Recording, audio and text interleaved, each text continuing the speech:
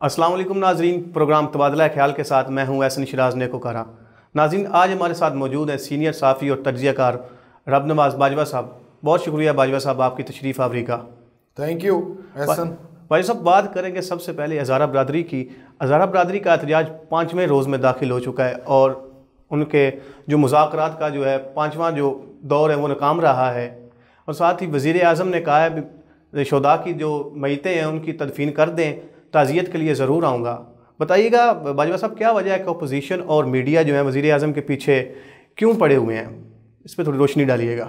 एहसन, बड़ा ज़बरदस्त आपका सवाल है और चूँकि वतन अज़ीज़ में ये इस वक्त बड़ा ही हॉट टॉपिक है, बहुत बड़ा एक इशू सामने आ चुका है।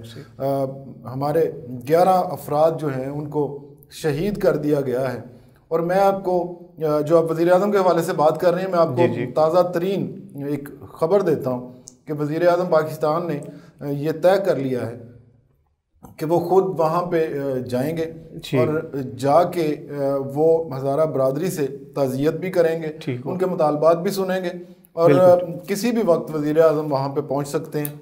और दूसरी बात ये है कि हज़ारा बरदरी ने वहाँ पे जितने लोग हैं सारे मुजाहिरीन, उन्होंने भी और उनके लीडरान ने हुकूमत के साथ ये बात पे वो राज़ी हो चुके हैं कि हम इनकी मैयतों की तदफीन कर देंगे और लेकिन हमारे मुतालबात जो है वज़ीर आज़म जो है वो सुने।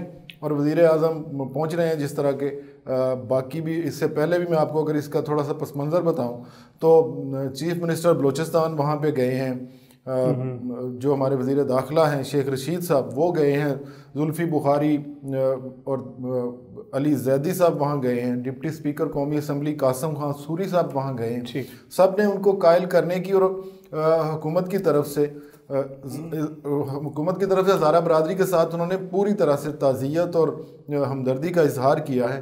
दरअसल ये इस वक्त वाकई पूरी जो कौम है ना वो इस वाक़े के हवाले से वाकई बहुत ज़्यादा परेशान है, क्योंकि दुश्मन एक नई लहर दुश्मन ने दहशत गर्दी की ना सिर्फ शुरू की है बल्कि हमारे अदारों को एक बड़ा ही खौफनाक मैसेज दिया है।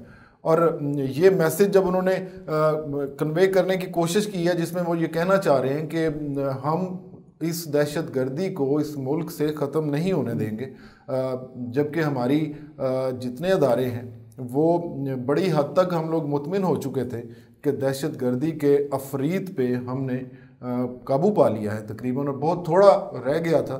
लेकिन दोबारा से असर नौ दुश्मन जो है वो मुनज़्ज़म हो रहा है और वो एक एफ़र्ट कर रहे हैं ताकि इस मुल्क में इस्तेहकाम ना आ सके और इस मुल्क की जो मुआशी तरक्की है, जो हमने मुआशरती पहलुओं में हम जो बेहतरी ला रहे हैं, जो हम अपने समाज में बेहतरी ला रहे हैं, जो हम अपने अंदर इंतहा पसंदी को ख़त्म कर रहे हैं, तो दुश्मन ये चाह रहा है कि ये किसी तरह से कामयाब ना हो पाएँ। वो हमें बार बार ज़ख्म दे रहे हैं और ये नया ज़ख्म जो है ये बहुत ही ख़तरनाक है। इसमें तो वो कई और नई चीज़ें लेके आ रहे हैं जो मैं आगे चल के आपसे जिन पे बात करूँगा। बहुत शुक्रिया बाजवा साहब। बताइएगा, बिलावल और मरियम नवाज़ का भी कोयटा जाने का इम्कान है, मैयतों की तदफीन के लिए अपील भी करेंगे, आप क्या कहेंगे इस बारे में?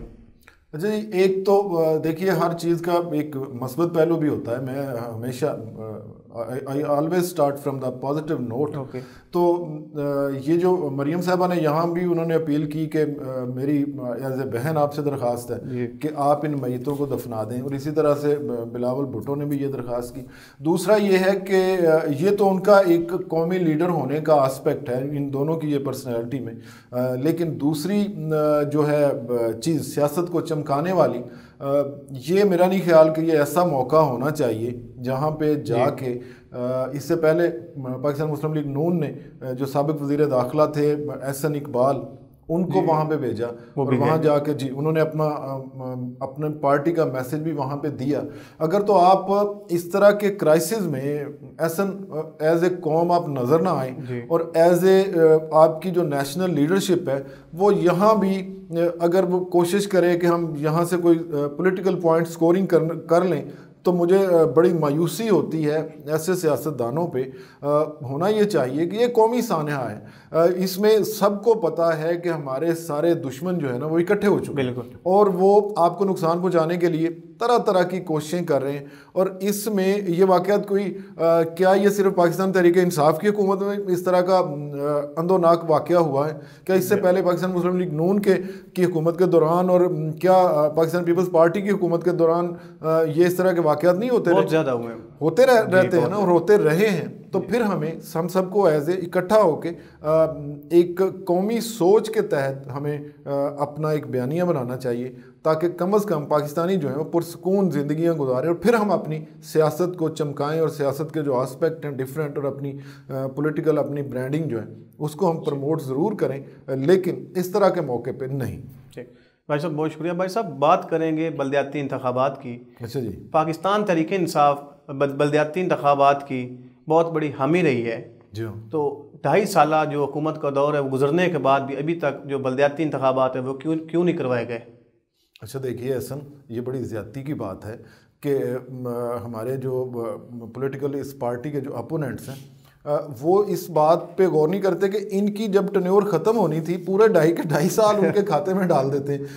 جب ان کی ٹینیور ختم ہوئی تو اس کے بعد سے انہوں نے نئے جو بلدیاتی لوگ تھے انہوں نے آنا تھا. حالانکہ ماضی میں ہم نے ایسی مثالیں بھی دیکھی ہیں کہ ایک پولیٹیکل پارٹی نے اپنی تھوڑی سی میجارٹی دیکھی تو انہوں نے پچھلے جو بلدیاتی سسٹم تھا اس سب کو ریپ اپ کر دیا اور نئے اپنے لوگ لے کے آ گئے. لیکن یہاں پہ نہ پاکستان تحریک انصاف کے پاس اس طرح کی اسٹرینتھ تھی, نہ میری رائے میں ان کے لیے موقع بھی نہیں تھا. اور ان کا جو جس بات کی طرف آپ اشارہ کریں کہ ان کا جو اس حوالے سے بڑا پرزور سٹانس تھا کہ بلدیاتی ادارے اگر مضبوط ہوں گے تو بنیاد پہ جو ڈیموکریسی ہے وہ مضبوط ہوگی. اور اس میں سے ہم نے ہمیشہ سے دیکھا کہ جب بھی ملک میں بلدیاتی ادارے مضبوط ہوئے تو لوگوں کے بہت سارے مسائل حل ہوئے, اور پھر ہمیں بہت سارے پولیٹیکل لیڈرز بھی ملے, اور لوگوں کی جو بیسک ٹریننگ ہے وہ بھی ہونا شروع ہو گئی.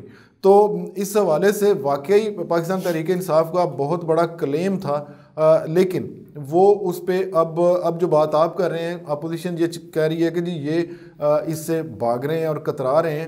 لیکن ہمیں یہ ایک بڑی اچھی خبر حالیہ دنوں میں ہمارے سامنے آئی ہے کہ الیکشن کمیشن آف پاکستان نے بڑا ڈنڈا پکڑ لیا. انہوں نے کہا جی کہ خبردار کسی نے اس طرح کے الیکشنز کو لیٹ کرنے کی کوشش کی, جلد سے جلد انہوں نے کہا کروائے جائیں. جی بالکل, جلد سے جلد انہوں نے کہا ہے. اور انہوں نے یہ بھی کہا ہے کہ اسی ماہ کی 10 تاریخ تک یعنی اگلے 2-4 روز میں انہوں نے کہا ہے کہ جناب آپ ولیج کونسل اور نیبرہڈ کونسل جو ہیں ان کی اناؤنسمنٹ کریں گے, ان کی حلقہ بندیوں کے بارے میں لوگوں کو آگاہ کریں گے, اور دیگر جو سٹیپس ہیں اس حوالے سے لینے کے اس پہ انہوں نے بڑی سختی سے عمل درآمد کے لیے وہ کہہ رہے ہیں. اور مجھے تو بڑی خوشی ہوتی ہے جب ہمارے ادارے مضبوط ہوتے ہیں اور بغیر کسی پولیٹیکل پریشر کے وہ کام کرتے ہیں اور وہ اپنا کردار ادا کرتے ہیں.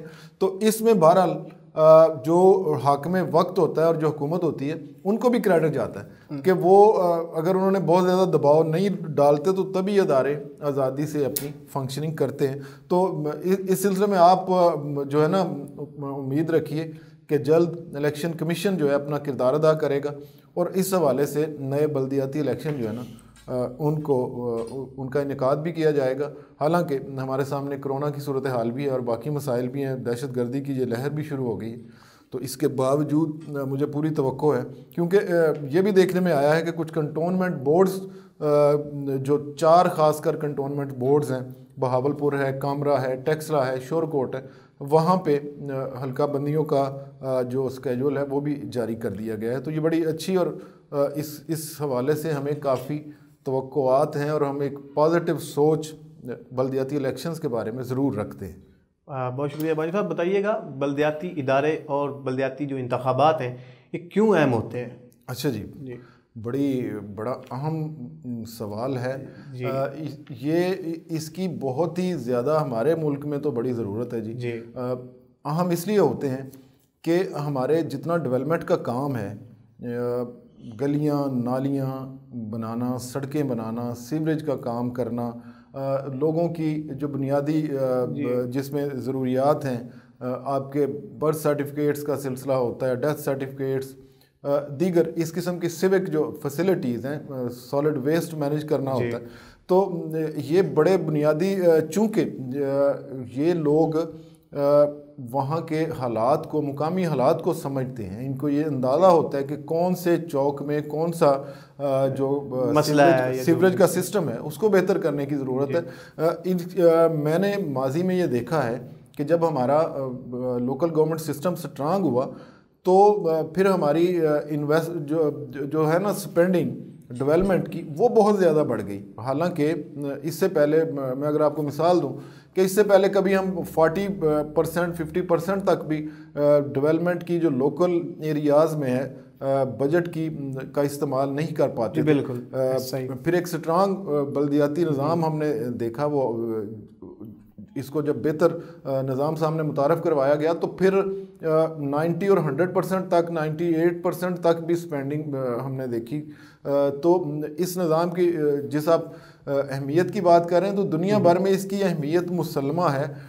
ہمارے ملک میں، جو میں آپ کے سوال سے سمجھا ہوں، ہمارے ملک میں یہ کوشش کی جاتی رہی ہے ماضی میں کہ جب بھی تھوڑا سا جمہوری کلچر اور پولیٹیکل پارٹیز پنجاب اسمبلی میں ہو، صوبائی اسمبلیز میں ہوں پورے ملک کی، یا قومی اسمبلیز میں، تو وہاں کے جو اراکین ہیں وہ کوشش کرتے ہیں کہ لوکل گورنمنٹ کا سسٹم جو ہے نا وہ یا تو ختم کر دیا جائے یا ان کو اختیارات نہ دیے جائیں، اور جو ہمارے لیجسلیٹرز ہیں وہ ڈیولپمنٹ کا کام بھی اپنے ہاتھ میں رکھنا چاہتے ہیں، وہ گلیوں نالیوں تک بھی بنواتے رہتے ہیں، وہ تھانے کی پالیٹکس بھی کرتے ہیں، اور نتیجہ یہ نکلتا ہے کہ جو ہمارے ملک کا سب سے بڑا مسئلہ نا کہ اپنے کام کے علاوہ ہر بندہ دوسرے کے کام میں ٹانگ اڑانا چاہتا ہے۔ تو یہی ہماری ماضی میں ہم نے بہت ساری مثالیں ہیں کہ لیجسلیٹرز نے سوائے لیجسلیشن کرنے کے بہت سارا کام کیا، ڈیولپمنٹ میں کردار ادا کیا انہوں نے لوگوں کی۔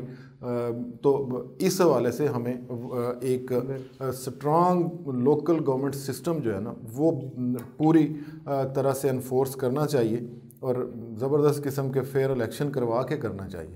باتوں کا سلسلہ چلتا رہے گا، ملتے ہیں ایک بریک کے بعد، اس کے بعد ہم بات کریں گے امریکہ کی سیاست پر۔ ہمارے ساتھ رہیے گا۔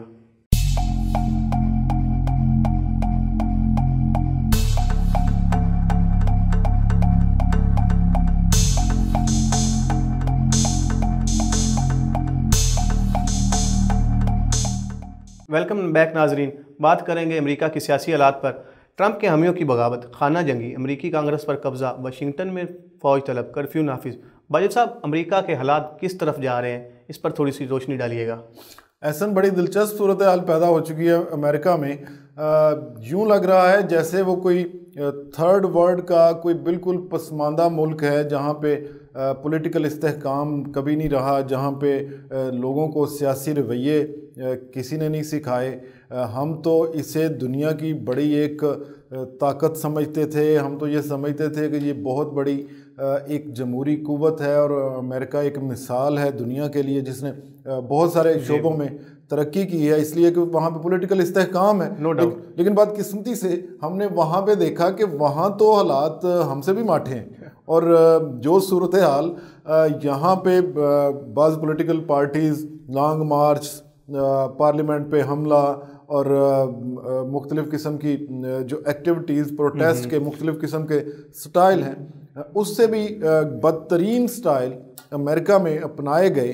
اور میں اگر مجھ سے آپ جو بات پوچھ رہے ہیں، میری رائے یہ ہے کہ ایک جو آپ کا پولیٹیکل لیڈر ہوتا ہے نا، اس کی اگر اس کی پرسنالٹی میں، اس کی سوچ میں کوئی کیا کہیں گے کہ اس میں کوئی بہت زیادہ نہ ہو، احساس نہ ہو، سوچ نہ ہو، اس میں بہت زیادہ تحمل نہ ہو، حالات کو سمجھنے کی اس کی کوئی خواہش نہ ہو، تو پھر آپ کے سامنے اسی طرح کی سچویشن آ جاتی ہے۔ ایک لیڈر، واقعی یہ اب ہمیں ماننا پڑے گا کہ جس طرح کے فرض کریں ایک قائد اعظم ہمارے پاس ایک لیڈر تھے، انہوں نے پوری ایک ایسی قوم کو جناب ایک قوت میں تبدیل کر دیا۔ اور اگر ہم اس کا الٹ دیکھیں تو امریکہ کے صدر نے مجھے کیوں نکالا کا نعرہ لگانا شروع کر دیا، اور انہوں نے اپنی ایک قوم کو جس کا بڑا ایک بھرم تھا دنیا میں یہ نہیں کہتا کہ وہ کتنے اچھے اور کتنے برے تھے، عام طور پہ اگر میں ایز اے قوم کمپیریزن کروں تو مجھے فخر اپنی قوم پہ ہی ہوگا کہ ہمارے یہاں کے لوگ جو ہیں ان میں بڑا تحمل اور بڑی اچھی سوچ ہے۔ امریکن نارملی میری رائے میں وہ نسبتاً اگریسو اور نسبتاً کم مہذب ہمارے سے ہوتے ہیں، لیکن دنیا میں ان کا بہت بڑا برم تھا۔ دنیا میں ہمارے لیے یہ صورتحال تھی کہ یہ جو لوگ ہیں نا یہ بڑے تشدد والے ہیں، یہ بڑے ناسمجھ ہیں، اور مختلف قسم کی منفی القابات سے ہمیں نوازا جاتا تھا۔ لیکن اب تو وہاں پہ دیکھیے کتنی خطرناک صورتحال پیدا ہو چکی ہے۔ ایک خاتون جو ہیں وہ ماری جا چکی ہیں اس عمل کے دوران، آنسو گیس کا استعمال ہوا، نیشنل گارڈز کو طلب کیا گیا، اور کرفیو تک نافذ ہے اور نافذ کر دیا گیا، اور جو نائب صدر تھے وہاں کے جنہوں نے یہ سارا مائک پینس جنہوں نے اس سارے عمل کو پارلیمنٹ میں جہاں پہ توثیق ہونی تھی جو بائیڈن کی فتح کی، وہاں پہ ان کو بڑی مشکل سے محفوظ مقام پہ منتقل کیا گیا۔ تو یہ ساری صورتحال امریکہ جیسے ملک میں سمجھتا ہوں پیدا کر دی گئی وہاں کے صدر ٹرمپ کی ایک سوچ نے، اور جس سوچ کے وہ علمبردار رہے، فاشسٹ سوچ ہے اس کی۔ جی اگر آپ کے لیڈر، اور اس کی اگر میں آپ کو مثال دوں، جس طرح کے لیڈر ٹرمپ نے امریکہ کا حلیہ بگاڑا، ہمارے پڑوس میں ایک ان کے حکمران جو ہیں وہ بھی اسی طرح کی سوچ کے تحت یا پرتشدد سوچ کے تحت مودی صاحب جو ہیں پورے ہندوستان کا حلیہ بگاڑ رہے ہیں۔ تو یہ بڑی بدقسمتی کا مرحلہ ہے بطور انسان بھی، ہم اس کو کسی بھی طرح سے نہ امریکن کے لیے یا کسی طرح سے شرم سے کم ان کے لیے کوئی مرحلہ ہے، کوئی مومنٹ ہے، نہ پوری دنیا کے لیے، کیونکہ اتنا بڑا ملک اگر اس طرح کے عدم استحکام کی طرف جائے گا تو باقی انسانوں پہ بھی اس کے برے اثرات مرتب ہوں۔ بالکل بھائی صاحب، امریکی سیاست کے جو رویے ہیں اس سے ساری دنیا پریشان ہے۔ جی ہاں، کینیڈا، یورپی یونین جو ہے اور برٹش جو ہے انہوں نے شدید مذمت کی ہے اس کی۔ اس سے دنیا میں کیا پیغام جا رہا ہے یہ تو بتائیے گا ذرا۔ دیکھیے بالکل برطانیہ کی طرف سے بڑا پرزور میسج آیا ہے، باقی دنیا کی مہذب قوموں نے اس سارے رویے کو اور امریکی صدر کے اس رویے کو اور انتخابات کو نہ ماننے کی سوچ کو انہوں نے مسترد کیا ہے، اور اس پہ انہوں نے سخت ناپسندیدگی کا اظہار کیا ہے۔ اسی طرح سے جس طرح سے ہم بات کر رہے ہیں، اسی طرح سب نے ایک اس سوچ کا اظہار کیا ہے کہ اگر آپ اس طرح کی حرکتیں کریں گے تو اس کا پورے تمام انسانوں کو نقصان ہوگا اور جمہوریت کو نقصان ہوگا۔ جہاں جہاں ہم جمہور کی بات کرتے ہیں، جہاں جہاں ہم عوام کی بات کرتے ہیں، عوامی مینڈیٹ کی بات کرتے ہیں، وہاں ایک میں نہ مانوں کی رٹ جو ہے وہ لگا دی گئی، اور حکومت کی رٹ کو آپ چیلنج کر رہے ہیں اور سسٹم کی رٹ کو آپ اپنی رٹ کے ساتھ چیلنج کر رہے ہیں، تو اس کا نتیجہ بہت برا نکلے گا۔ نئی نسل جو اس طرح کے میسیجز کو دیکھ رہی ہے، مجھے تو اب جو بائیڈن میں اس میں صدر ٹرمپ میں اور ہمارے جو مختلف قسم کے ملا جو پرتشدد قسم کے حرکات کرتے ہیں، مجھے تو ان دونوں میں کوئی فرق نہیں نظر آ رہا۔ اور دنیا کو واقعی آپ نے صحیح کہا کہ ساری مہذب دنیا جو ہے وہ اس عمل کو پوری طرح سے کنڈیم کرے گی اور کر رہی ہے۔ باجوہ صاحب، مبصرین کہہ رہے ہیں امریکہ جو ہے اب یونائٹڈ اسٹیٹس نہیں رہا۔ عالمی سطح پر امریکہ کی جو گرفت ہے اس پر کیا اثرات مرتب ہوں گے، آپ بتائیے گا ذرا۔ اچھا جی، میں نا تھوڑا سا حقیقت پسند آدمی ہوں۔ میں فوری طور پہ ہمارے جو لوگ ایک ایکشن سے وہ پورے کے پوری اپنی مرضی کی پکچر گاڑ لیتے ہیں۔ دنیا میں بہت سارے ایسے ایلیمنٹس ہیں جو یہ چاہتے ہیں کہ جی امریکہ فٹافٹ جو ہے نا وہ ٹکڑوں میں بٹ جائے، اور وہ بہت سارے لوگوں کی یہ سوچ ہے کہ اس کا پتہ نہیں ہمیں کیا فائدہ ہو جائے گا۔ کوئی عالم اسلام میں بیٹھ کے یہ سوچتا ہے کہ ہمیں کوئی بڑا فائدہ ہونے جا رہا ہے، کوئی جناب رشیا میں بیٹھ کے سوچ رہے ہوں گے، کوئی دیگر لوگ سوچ رہے ہوں گے۔ تو میں اس سوچ کا قطعاً بھی حامی نہیں ہوں کہ آپ کوئی غیر حقیقت پسندانہ تبصرہ کرتے رہیں اور آپ فٹافٹ کوئی اندازہ لگا لیں. ان میں ایک ایکشن ہوا ہے یقیناً، یہ ایکشن ان کی جمہوریت پہ جو ان کی گرفت ہے وہاں کے سوسائٹی کی، جمہوریت کے حوالے سے ان کی جو کمٹمنٹ ہے وہ ضرور شیٹر ہوئی ہے اور بری طرح سے شیٹر ہوئی ہے. کوئی چھوٹا ایکشن یہ نہیں ہے، لیکن اس کے نتیجے میں آپ فوری طور پہ یہ سمجھ لیں کہ چونکہ بعض ریاستوں سے رزلٹ اس قسم کے آ رہے ہیں اور اس پہ ری ایکشن اس قسم کا آ رہا ہے، تو پھر ہمیں یہ اسی وقت میں یہ اگنور نہیں کرنا چاہیے کہ امریکہ ایک بہت بڑی طاقت ہے، بہت بڑی ملٹری قوت ہے، بہت بڑا ان کا ایک معاشی نظام ہے.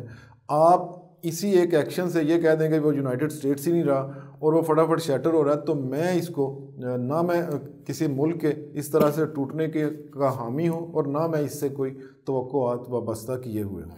پی ڈی ایم کا جو جلسہ ایک بنو میں ہوا اس میں مولانا فضل الرحمان کے علاوہ کوئی اہم لیڈر نہیں آیا. کیا یہ پی ڈی ایم کی تنزلی جو پی ڈی ایم ہے تنزلی کی طرف جا رہی ہے؟ اس پر ذرا روشنی ڈالیے گا. بہت صحیح آپ کا سوال ہے، اور واقعی اس وقت ملک میں ایک بڑی سچویشن پی ڈی ایم بھی ہے. پی ڈی ایم کو ہم گریجولی یہ دیکھ رہے ہیں کہ پہلے تو پی ڈی ایم آپ یہ دیکھیے کہ مولانا فضل الرحمان جن کی پارٹی کی پارلیمنٹ میں کوئی بہت زیادہ اسٹرینتھ نہیں تھی، لیکن انہیں جو دو بڑی پولیٹیکل پارٹیز ہیں ان کو انہوں نے اس طرح سے اپنے ساتھ اٹیچ کر لیا. تو وہ بھی ٹوٹ پھوٹ کا شکار ہوگی ہوئی نا، جے یو آئی ایف بھی ہے جو آپس میں جو ان کے. جی ہاں، وہ یہ بات بھی آپ کی بڑی صحیح ہے. لیکن میں اس سے پہلے یہ بات کر دوں کہ چونکہ پاکستان مسلم لیگ نون ایک بڑی پولیٹیکل پارٹی ہے، اسی طرح سے پاکستان پیپلز پارٹی ایک بڑی میچور ایکسپیرینس پارٹی ہے، تو انہوں نے ان دونوں کو مولانا نے بالکل اپنے ساتھ اس طرح سے اٹیچ کر لیا، اور پھر آخر میں مولانا ناراض بھی ہو جاتے تھے، روٹ بھی جاتے تھے، کبھی کبھی کسی بات پہ وہ بگڑ بھی جاتے تھے.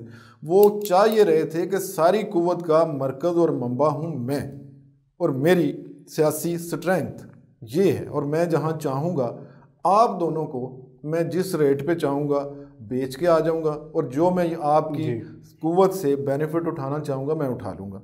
پاکستان مسلم لیگ نون چونکہ انتہائی ایک کرب میں اور مختلف قسم کے، وہ لمبی بحث ہے، آپ کے پاس اتنا ٹائم پروگرام میں نہیں ہوگا، وہ مختلف مسائل کا شکار تھی، تو اس نے تو کوشش کی کہ مولانا کو نا مکمل سپورٹ نہ دی جائے. لیکن دوسری طرف بیٹھے ہیں آصف علی زرداری، وہ اتنے کاکے کبھی بھی نہیں رہے. وہ تو اس وقت بھی اتنے کاکے نہیں تھے جب محترمہ بینظیر بھٹو حکومت کرتی تھی، اس وقت بھی وہ اپنے سارے داؤ پیچ اپنی مرضی کے کھیلتے تھے.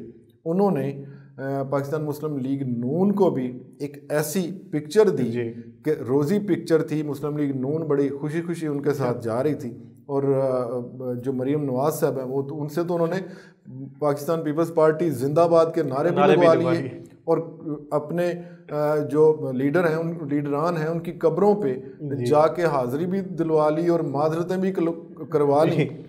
لیکن خود انہوں نے اپنا ایک بھی ان کو پتہ نہیں دیا، شو نہیں کیا. جی ہاں، کچھ انہوں نے ان کے ہاتھ نہیں دی. سیاست کا سیاست میں ایک بڑا نام ہے زرداری صاحب کا، جو ظاہر ہے انہوں نے ماریں کھائی ہیں، انہوں نے سختیاں جھیلی ہیں. ایسا جو لوگ کسی پروسیس میں سختیاں جھیلتے ہیں، جو اس کی گراؤنڈز کو سمجھتے ہیں، تو پھر ان کو گراؤنڈ کے پچ کے اونچ نیچ کی زیادہ سمجھ آ جاتی ہے. تو آصف علی زرداری نے پہلے دن سے ہی سوائے ان کو خوبصورت سلوگن دینے کے، سوائے ان کو مزے کی باتیں ان کے ساتھ کرنے کے، انہوں نے کوئی ان کو خاص بینیفٹ نہ لینے دیا نہ انہوں نے لینے دینا تھا. مسلم لیگ نون بھی جو بات آپ کر رہے ہیں، مولانا اکیلے رہ گئے، تو مسلم لیگ نون بھی آہستہ آہستہ اپنے اصل کی طرف واپس آ رہی ہے، اور جو اس میں جذباتی ایلیمنٹ تھا وہ کافی حد تک اس کو مایوسی کا شکار ہونا پڑا. اور اس کا نتیجہ یہ نکلا کہ جو اس کی ایک پہلے والی سوچ تھی وہ سامنے آئی، ڈومینیٹ کی. تو اسی کا نتیجہ آپ نے وہاں پہ دیکھا بنو میں کہ وہاں پہ اب مولانا صاحب اکیلے ہی کھڑے ہیں.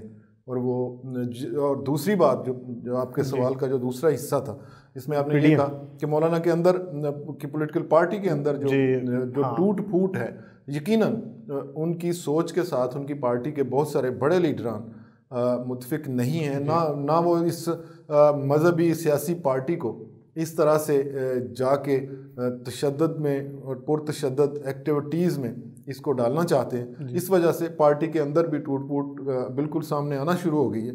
اور آپ دیکھیں گے کہ بڑے تھوڑے سے وقت بعد میں یہ بھی آپ کو خبر دوں کہ بڑے تھوڑے سے وقت بعد آپ دیکھیں گے کہ مولانا اس طرح سے وہ اپنی کوشش کے میں ان کی جو جذبہ ہے اس میں کمی آئے گی. اور پی ڈی ایم بھی واقعی یہ کبھی کبھی یہ کروٹ لے گی, انگڑائیاں لے گی کہ ہم اور دعوے کریں گی, کیونکہ ہم نے پی این اے کی تحریک میں بھی دیکھا کہ جب اس کا زوال شروع ہوا تو پھر کبھی کبھی کٹ کے دعوے آتے رہے, لیکن یہ سب الگ 11 پارٹیاں جو اس میں شامل تھیں یہ گریجولی آپ ان کو ٹوٹ پھوٹ کا شکار دیکھیں گے. بہت شکریہ جناب رب نواز باجوہ صاحب آپ کے وقت کا. ناظرین, امید ہے آپ کو ہمارا پروگرام پسند آیا ہوگا. اگلے ہفتے تک ہمیں دیجیے اجازت. اللہ حافظ.